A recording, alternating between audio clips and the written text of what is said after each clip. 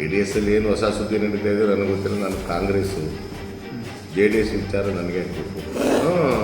TVK ಪಕ್ಷ ತಮಿಳುನಾಡಿನಲ್ಲಿ ಯಾವ ರೀತಿ ವಿಜಯ್ ಅವರು ಗೊತ್ತೇ ಇಲ್ಲ ರಾಜಕಾರಣ ಎಷ್ಟು ವರ್ಷದಿಂದ ಮಾಡ್ತಾವ್ರೆ ಅಂತ. 2 ವರ್ಷದಲ್ಲೇ ರಾಜಕಾರಣ ಮಾಡಿ ಇವತ್ತು ರಾಜ್ಯದ ಮುಖ್ಯಮಂತ್ರಿ ಆಗಿಲ್ವಾ?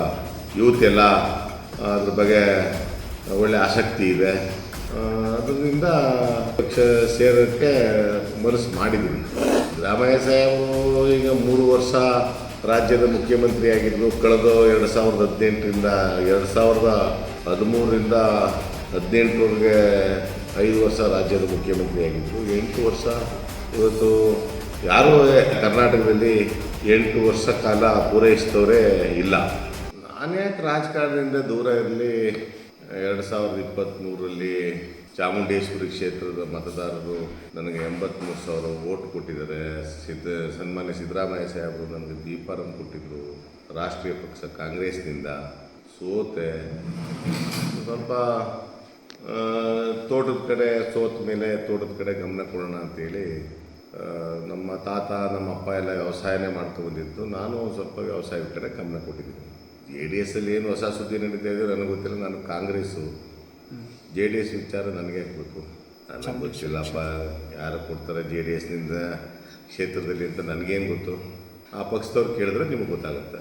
ಅಲ್ಲ, ಮನಸ್ಸಂಗಿದೆ ಹೊಸ ಪಕ್ಷ ಸೇರ್ಪಡೆ ಆಗಬೇಕು ಅನ್ನೋದು ನಮ್ಮ ಮನಸ್ಸಲ್ಲಿದೆ. ಅದನ್ನು ನಾನು ನಿನ್ನೆ ಮಾತಾಡಿದ್ದೀನಿ. TVK ಪಕ್ಷ ತಮಿಳುನಾಡಿನಲ್ಲಿ ಯಾವ ರೀತಿ ವಿಜಯ್ ಅವರು ಗೊತ್ತೇ ಇಲ್ಲ ರಾಜಕಾರಣ ಎಷ್ಟು ವರ್ಷದಿಂದ ಮಾಡ್ತಾವ್ರೆ ಅಂತ. 2 ವರ್ಷದಲ್ಲೇ ರಾಜಕಾರಣ ಮಾಡಿ ಇವತ್ತು ರಾಜ್ಯದ ಮುಖ್ಯಮಂತ್ರಿ ಆಗಿಲ್ವಾ?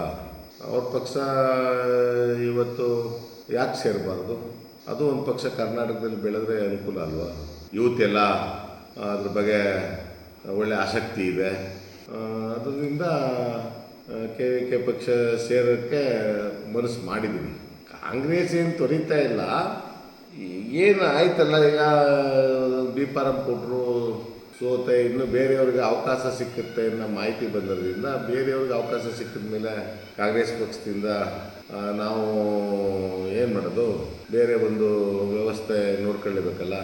ಆ ದೃಷ್ಟಿಯಿಂದ ಮಾತಾಡಿದ್ದೀನಿ ಅಷ್ಟೇ. ಸಿದ್ದರಾಮಯ್ಯ ಸಾಹೇಬರು ಈಗ 3 ವರ್ಷ ರಾಜ್ಯದ ಮುಖ್ಯಮಂತ್ರಿ ಆಗಿದ್ದರು. ಕಳೆದ 2018ರಿಂದ 2013ರಿಂದ 2018ವರೆಗೆ 5 ವರ್ಷ ರಾಜ್ಯದ ಮುಖ್ಯಮಂತ್ರಿ ಆಗಿದ್ದರು. 8 ವರ್ಷ ಇವತ್ತು ಯಾರೂ ಕರ್ನಾಟಕದಲ್ಲಿ 8 ವರ್ಷ ಕಾಲ ಪೂರೈಸಿದವರೇ ಇಲ್ಲ. ಅದರಲ್ಲಿ ಸಿದ್ದರಾಮಯ್ಯನವರು ಒಳ್ಳೆ ಆಡಳಿತ ಕೊಟ್ಟಿದ್ದಾರೆ. ಬೇರೆಯವರು ಬಿಟ್ಕೊಡ್ಬೇಕು ಅಂತೇಳಿ ಅವರೇ ದೊಡ್ಡ ಮನಸ್ಸು ಮಾಡಿ ಅವರೇ ತೀರ್ಮಾನ ತಗೊಂಡು ಎಲ್ಲರನ್ನೂ ವಿಶ್ವಾಸ ತಗೊಂಡು ರಾಜೀನಾಮೆ ಕೊಟ್ಟು ಈಗ ಬೇರೆಯವ್ರಿಗೆ ಮುಖ್ಯಮಂತ್ರಿ ಮಾಡ್ತಾಯಿದ್ದಾರೆ. ಮುಂದೆ ಈಗ ಸಿದ್ದರಾಮಯ್ಯ ಸಾಹೇಬರಂತೂ ಚೆನ್ನಾಗಿ ಆಡಳಿತ ನಡೆಸ್ಕೊಂಡು ಬಂದಿದ್ದಾರೆ. DK ಶಿವಕುಮಾರ್ ಅವರು ಮುಖ್ಯಮಂತ್ರಿ ಆದಮೇಲೆ ಯಾವ ರೀತಿಲಿ ಆಡಳಿತ ನಡೆಸ್ಕೊಳ್ತಾರೆ ಅಂತ ನಾವು ಕಾದು ನೋಡಬೇಕಾಗಿದೆ.